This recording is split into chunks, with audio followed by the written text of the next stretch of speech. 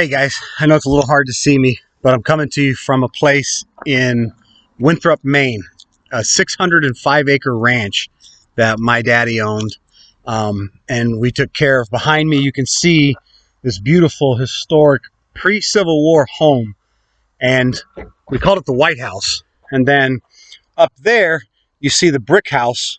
That's the original plantation. Now that house, brick by brick, was actually in the South.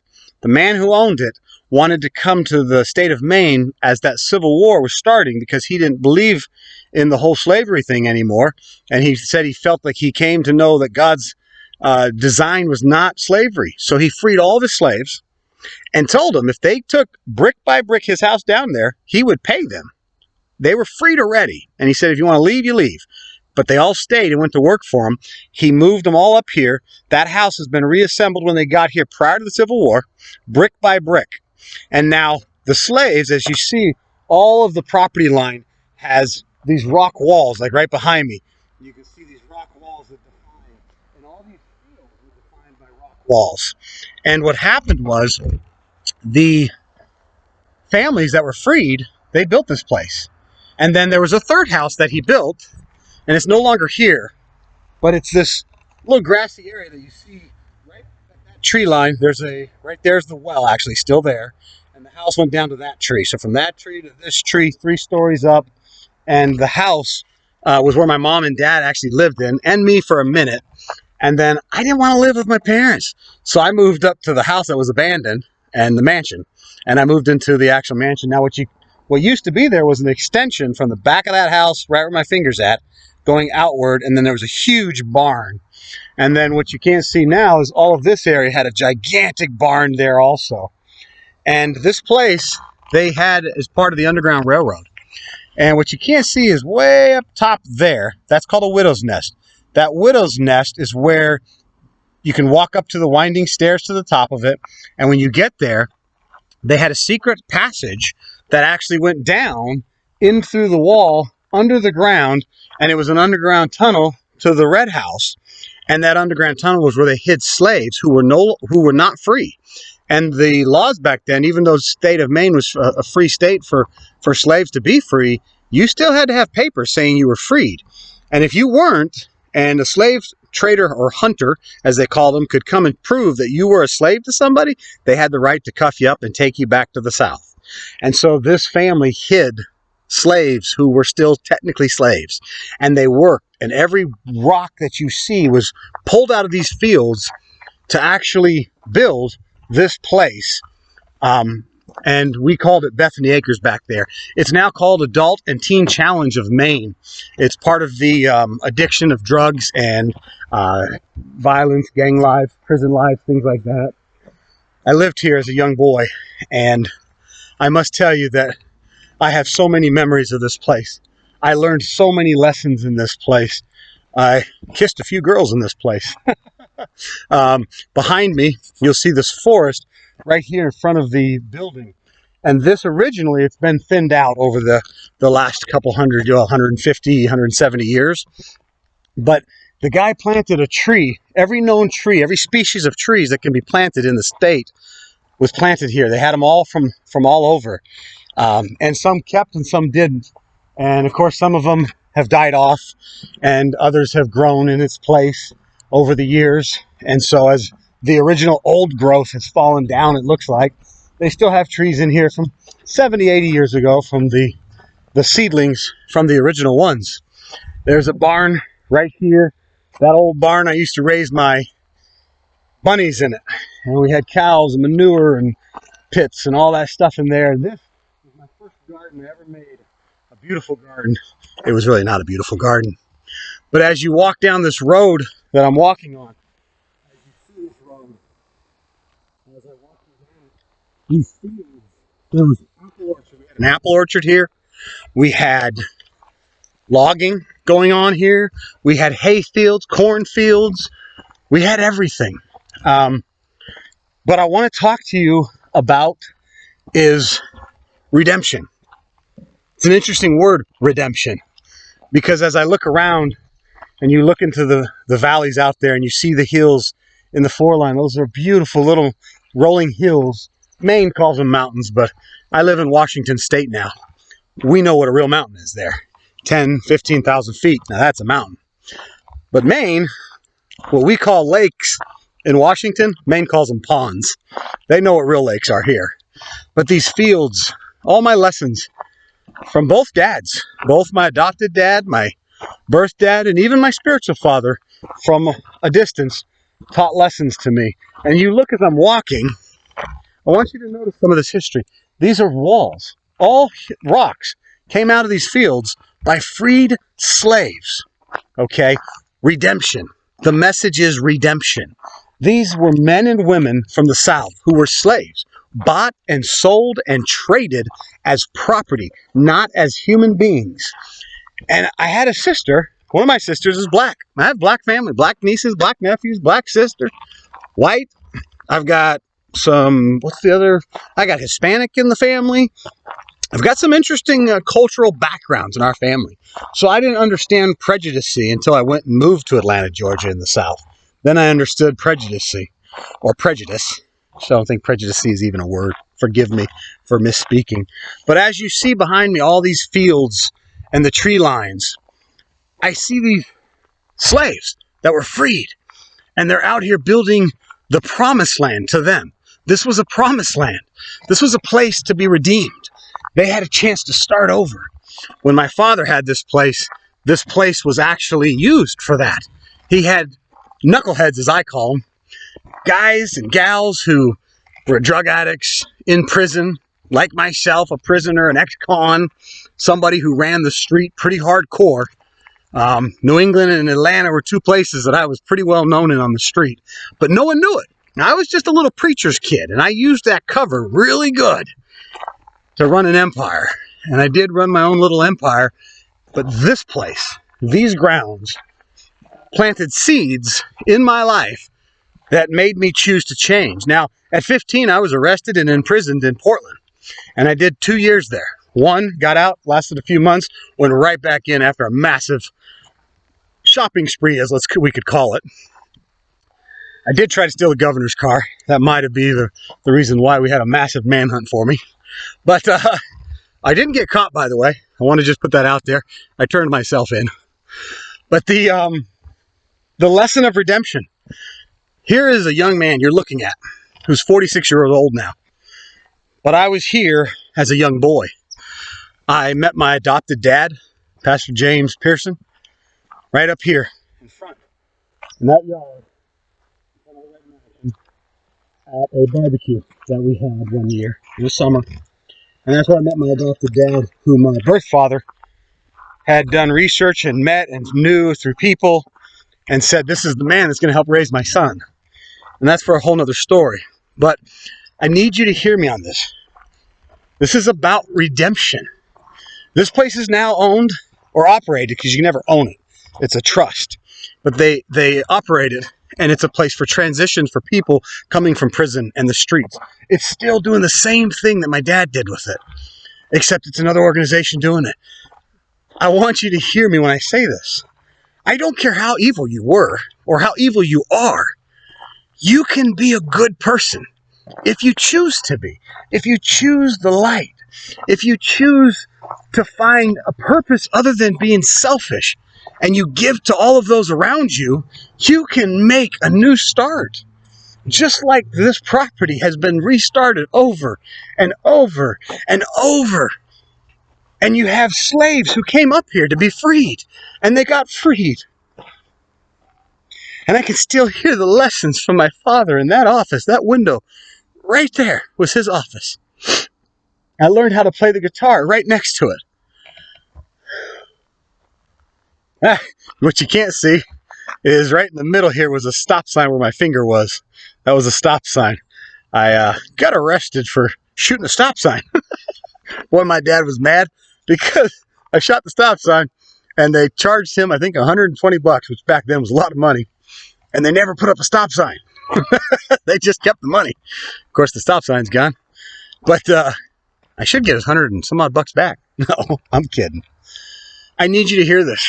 This is about redemption. You might have gone down a path of drugs. You might have gone down a path of prostitution. You might have gone into the cartel. I've got two very dear friends of mine who were the shot callers in the cartel. They literally ran the cartel for Juarez. And they're very dear friends of mine. And we have gone through hell and back together. And they're good men. They were redeemed.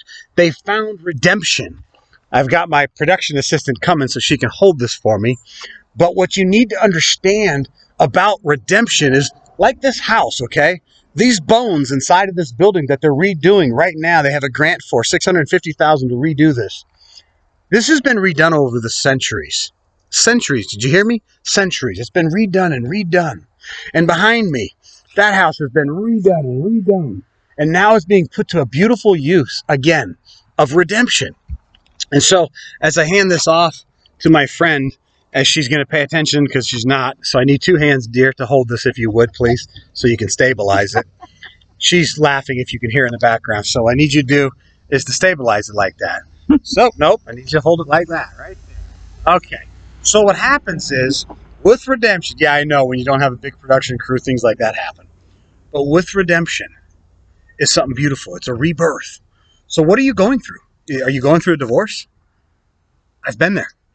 My partner at the end of this thing, as I called her my production assistant, probably get in trouble for that later, but she is a cute production assistant. But my partner and I have both been through nasty divorces. Horrific. Some of them had outcomes that were bad. Some of them had outcomes that are good.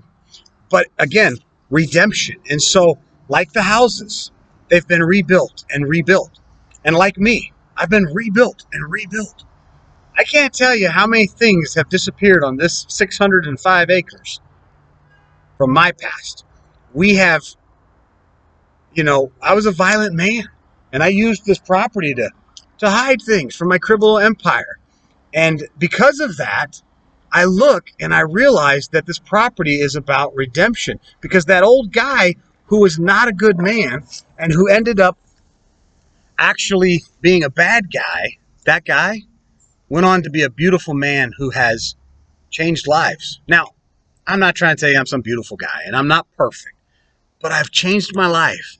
And for 25 years, this coming right now, 25 years right now, I was ordained not too far from here in a little town called Waterville. Both my adopted and my biological father and another pastor who became my father-in-law, or now ex-father-in-law, they were all there and ordained me 25 years ago. And for 25 years, I have tried to help all the knuckleheads that I could help. And if you wonder what a knucklehead is, you're looking at one of the top knuckleheads in the world right here, okay? And if you're not sure, go look in the mirror right now and look at the eyes that you're looking at. You're a knucklehead too. We're all knuckleheads in God's eyes, okay? What we're trying to do is to keep us going like this house, right? We're trying to just keep rebuilding it every day. Because here's a fact. Your muscle, every day, either gets weaker or it gets stronger. The muscle scientifically will not stay the same. Every day, DNA shows and the science proves that that muscle is getting weaker or stronger on a daily basis. Well, spiritually, it's the same for you. Mentally, it's the same for you. When I ran sales as a vice president of a billion-dollar company, I used to tell the guys, you might be the best. And trust me, I was one of the best at what I did. I made a bloody fortune, millions. But I was never at rest. I was always trying to get better, because like this house, that I learned a lesson from this property, that the building every year either got worse or it got better, depending on what I did to it. If I didn't go and cut back the brush around the building, it would grow in and you would get things coming through the wood or coming through things. Why? Even the foundation roots would go through it. Why is that? Because I neglected it. Your life's the same way. If you don't take care of it and prune back the things in your life, just like this property, it'll overgrow. It will overgrow. Understand this. As I turn this way, I want you to see the overgrowth right here. As you look, these bushes and grass, that used to be the parking lot for the church here for Dad. Just on the other side, you'll see some trees right there. That tree line. I cut a tree down there, and my dad was pretty famous for telling me not to cut certain trees down. And so I cut this tree, and I never wore chaps. Chaps are like a protective for your legs. And so I took the tree, I dropped it, it fell down in the ravine right there. And the ravine's like this, so the tree is laying like this. So I come under like you should. and you're cutting from underneath, because if you cut up top, the tree would go and pinch your saw. So you always had to cut from under. So I was cutting up, and I hit something. I didn't know at the time that there was actually nails in it from some knucklehead putting something up there. And it put that saw into my knee. So quick, so fast, I didn't even know I cut my knee. So I switched sides, came up the other side, hit another rod, boom, shot that thing down. I put it into my knee and I watched it. So I hit the brake on the saw and I threw it, and I looked down and my knees are cut and I'm bleeding everywhere. Now, why do I mention that? Because all of this ravine is overgrown. Had they continued back then, this was before my dad cleared it. Had he revealed that it was a little dip in a ravine, I probably wouldn't have cut the tree because I didn't know what I was doing. And then I was so stupid. I was a knucklehead. I didn't remember his lessons in that very window right there where he said to me, Jonathan, don't use a chainsaw without having chaps. You'll lose a leg, son. So he was out of town preaching, Mom and him. My sister's boyfriends took me to their room, which is in the back of the place. They gave me a fifth of vodka. I drank the whole thing, got soused. Again, I was just a young boy, teenager. They sewed up my knees. And then they took me to the blue house right behind us, which is no longer there. My parents came home, of course, that night, and I'm in the bed, soused, drunker, and a skunk as a kid. And Dad's like, how you doing? "Oh, I'm fine. I'm great. You see my knees are great." He's like, what? Oh, man, was that a bad week. But why am I telling you the story? Redemption, okay? My life and your life is like that hedge of overgrowth. If we just leave it there, we will never know what potential is behind it. We will never know what trees we could take or can't take or shouldn't take. Just like our life. What path should we take? Should I go right or should I go left? Well, if you can see the path, you can make a choice. But if you can't see it because you let it grow up, if you've neglected your life, what's going to happen? You're going to chop the wrong tree in the wrong spot, and you're going to cut your knees out. And I don't just mean it physically. I'm talking about spiritually, folks. So redemption is what this property was built on prior to the Civil War. It was about a man seeing that he was wrong as a slave owner. And he listened to both sides of the argument. He was raised with slavery. Slavery was biblical back then. Hey, the Bible says in the Old Testament, slaves are okay. Let's take that book for word, right? Even Paul said in the New Testament, slaves, obey your owners, your masters. Really? Wow. That basis is what gave people the basis to say from the pulpit, slavery is healthy. It's a God-ordained thing. Well, thank God that this man woke up and realized the overgrowth in his life. And he transplanted his whole house, literally brick by brick. And he freed his slaves. And he hid people who were still illegal. They were not freed. But he gave them freedom here until all that horrible BS was behind us as a country. And I want you to understand, your life's the same way. What horrible BS have you been locked in? Is it drugs, heroin, cocaine, crack, meth, marijuana? I don't know. I know people that can't touch alcohol. Is alcohol bad? Not at all to certain people. I know other people, if you have one sip, they're gone off their rocker and will do horrific things. So for certain people, a beer, a wine, a whiskey, you're done. Same thing. I know people who can smoke marijuana recreationally for medicine, and they're fine. I know others who it leads straight to cocaine, heroin, and right down a terrible road. So what I want you to get from this message about redemption is that if a scumbag like me, and I use that word very good, I was a bad man. I beat a lot of people with these fists. I broke a lot of bones. And I paid a price for it. And I'm still paying a price for those actions. To this day, there are certain places I can't go because of who I was. People would love to hurt me. And so that's a price I have to pay. Like the man who had this property. He had to live with the price that he was a slave owner at one point. And what's amazing is just because you were a bad person, like me, like the slave owner, he changed his ways. And so did I.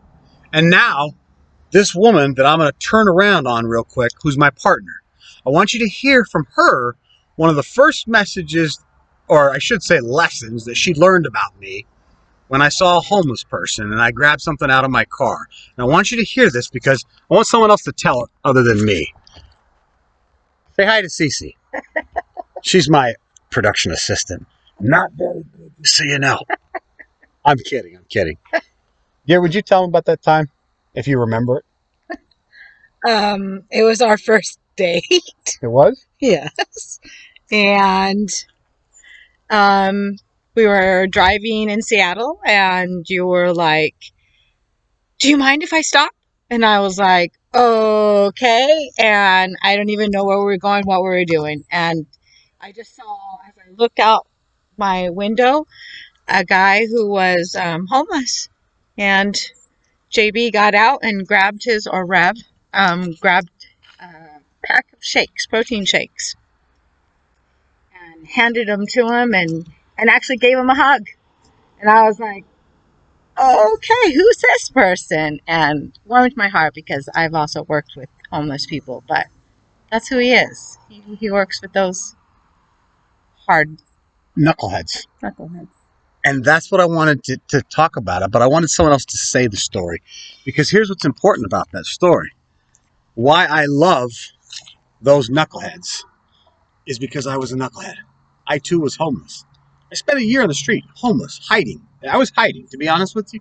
I left the criminal world, and I thought if I just hid out in a city, and of course then I ended up starting a whole slew of other things and started back into the underworld. But the point was, I know where that knucklehead on the street was.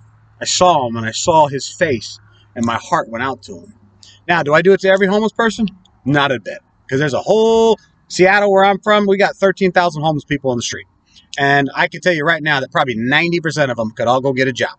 I work with them. That's how I know. This isn't a BS like I think they all could work.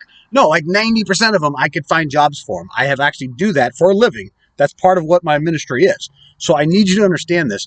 Not all homeless people are homeless because of some horrific thing. A lot of them are homeless because we chose to be. I was one of those that chose to be. But thank God, some other knucklehead who got out of being a knucklehead saw me and said, hey, knucklehead, you need to change. And I did. And so what's important about this property and the title of this message of redemption is that I don't care where you're at. I don't care if you're the guy watching this who's beat your wife and you're in prison. I don't care if you're the wife who was a prostitute. I don't care if you are in prison for murder, rape, child molestation, drug dealing. I don't care what it is. You are still a child of God, and that child of God deserves a chance to be free and to be loved. And I want you to know that. I love you. Okay? Rev, the guy they call Rev, me, I love you. I mean that with all my heart. I'm not afraid to hug anybody. And as she'll witness, I tell everybody, I love you, man. Hey, I just meet you and I tell you I love you. And I do. I love all people. I don't like all of you. There's a few of you out there that need to be punished. No, I'm just kidding. I'm kidding. But there are people I don't like. Just because you love them, by the way, doesn't mean you have to like everybody. There's people I don't like because of their political beliefs or their spiritual beliefs or their own just weird things. And I don't like them. But I do love them. And if they need God's help, that's who you are. You are an ambassador of God. That's your job. That's my job. We are all ambassadors of God. His son, the Christ, do you remember what he said? At the very end in the book, he says in Matthew, I believe the last chapter, he pointed to you, by the way. When he said you will go on to do greater things, he didn't say his disciples. He's pointing right there like I am to you. You watching this will go on to do greater things than he did. He raised the dead. Why don't you go out and raise the dead? Why don't you go out to that street where the homeless are and find one or two people that actually want to change? They're out there. There are a lot that don't want to change. They're happy getting their check from SSI, living on the street, getting their dope, hooking on the street, running their games. That's fine. Those people have to learn the hard way. So mote it be. But there are people that want to be loved and they just want a helping hand in life. And those people want to be lifted up. And when they're lifted up, like this computer, which keeps floating down, when they're lifted up, they too can shine. And you might be the knucklehead that helps them do it. So, like the slave owner of this plantation, that was a freed plantation. He saw the wrong in his ways. He made a correction, and he got better every day. And then years later, 150 years later, this knucklehead comes here. And he too was lost and lost his way. And then some knucklehead saw that and said, hey, knucklehead, you can change the world. Me? I'm a criminal. I'm a thug. I'm a gangster. I can't change the world. Oh, yes, you can. And thank God for the few knuckleheads that came into my life that changed me, that spoke life into me. And that's then where my favorite scripture, which is tattooed on my wrist, and most of you know it very well, it's Hebrew, and it says, as a man thinketh in his heart, so is he. Proverbs 23:7. So what do you think you are? Do you think you're a loser? Do you think you're a scumbag? That you're not worthy of redemption? Have you murdered people? Have you raped people? Have you pillaged counties, cities, families? Have you done so many drugs that you've got scars with pits all over? Pit your face from the meth? Is that you? Am I speaking to you? Have you had sex with so many people that you can't even remember names other than just, you don't even sometimes know, oh my God, I actually had sex right there one time. Is that you? Do you feel dirty? Well, guess what? There's this beautiful thing called redemption. And I want you to know that if this guy that you're looking at can get redeemed, so can you. Redemption is what you are being presented with right now. I don't care if you're Christian, Jew, Gentile, Muslim. I am not a man that preaches one specific faith. I was raised Christian, and I preach two things. Love God with all your heart and love man as you love yourself. For that is the only two things that the Christ, when asked about all the laws, said those are the two things we need to do. Love God with all your heart and love man as yourself. Well, baby, if you know me, I love myself. I'd like to have nice hats. I like nice watches. I love me. Well, guess what? I love everyone else more than I love me. And I love to put everybody first and treat them and take them to dinners and teach them that they're special and that they're valued and they're not dirty and they're not worthless and they're not some scumbag that society doesn't want. Because the people I want are those knuckleheads, the ones that nobody wants. Give me the knuckleheads, because that's what Christ got for his 12 disciples. He got knuckleheads, people that were rough and tumbly. He didn't go and get the synagogues, the highly educated. Well, my PhD was from Corinth at the great college of Corinth. Oh, well, mine was from this. No, he got 12 rough and pretty messed up guys, kind of tough and hardcore. They were fishermen. Go do some research. They were tax collectors. There's some pretty interesting guys that he worked with. Knuckleheads, just like you, just like me. So let's go out today and let's think about that word redemption. And you know what? I'm going to mess up tomorrow because I'm going to be on a freeway tomorrow. Some guy's going to cut me off. And you know what? Oh, Lord have mercy. Cut me off and find out how redemption really needs to happen, because I'll be needing redemption tomorrow. Probably on the way back out of here. I really have a hard time with driving in traffic and people that cut me off. I'm working on it every day, right? Because remember, your muscles either getting stronger or weaker every day. So redeem yourself daily by just striving to be the best version that God has for you. Because God's got a message for you, and that message is love. So I love you. Coming to you from a place that changed my life. And this beautiful woman, she loves you. We don't care who you are. We don't care where you are. We don't care if you're gay or straight, black or white, if you're good looking like me or not. It's okay. We love you. God loves you, so do we. You know the drill. Live positive.